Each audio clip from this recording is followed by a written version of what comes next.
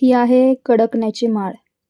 नवरात्रीमध्ये आपण जो घट बसवतो त्याच्या 7व्या दिवशी ही माळ बनवावी लागते. कडकणी आणि देवीच्या वेगवेगळ्या अलंकारापासून बनवली जाते ही माळ.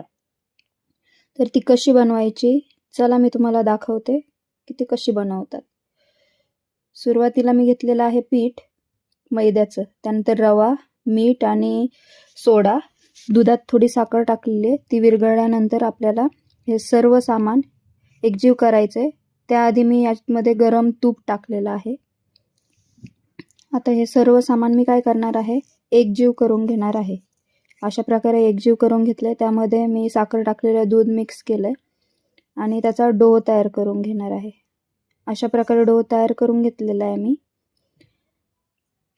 जास्त पातळ पण नाही आणि जास्त घट्ट पण नाही असा मळायचा आणि त्यावर असं तेल लावायचं, का तर कडक नाही हो म्हणून.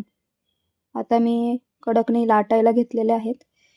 व्यवस्थित लाटून एकदम पातळ लाटायचे आहे दोन्ही साईडने.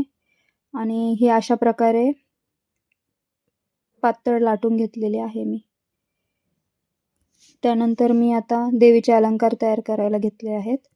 यामध्ये सुरुवातीला मी बनवत आहे कंगवा, त्यानंतर नथ, देवीसाठी नथ बनवत आहे. ही बनवून झालेली आहे नथ. त्यानंतर आता मी बनवत आहे देवीचे मंगळसूत्र. ह्या 2 वाट्या तयार करून घेते मी. वाट्या तयार करून घेतल्यानंतर मी असं ह्या 2 वाट्या ज्या आहेत त्या लावून घेणार आहे.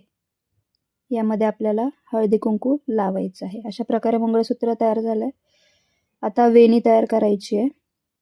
आपण जशी आपल्या केसांची वेणी घालतो त्याचप्रमाणे याची देखील वेणी तयार करून घ्यायची आहे. अशा प्रकारे आपल्याला वेणी बनवायची आहे.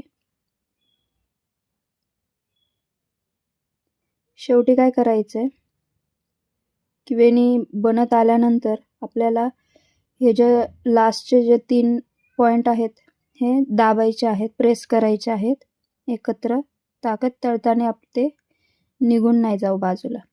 त्यानंतर असे दाबल्यानंतर त्यावर अशा लाईन्स मारून घ्यायच्या आहेत सुरीने केसांप्रमाणे.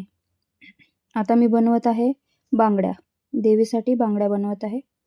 असे रोल करून घेतले आहेत एकमेकांमध्ये आणि हे बांधून घेतले आहेत, जॉईन करून घेतले. बांगड्या तयार झाल्यात. आता मी पैंजण बनवत आहे देवीसाठी.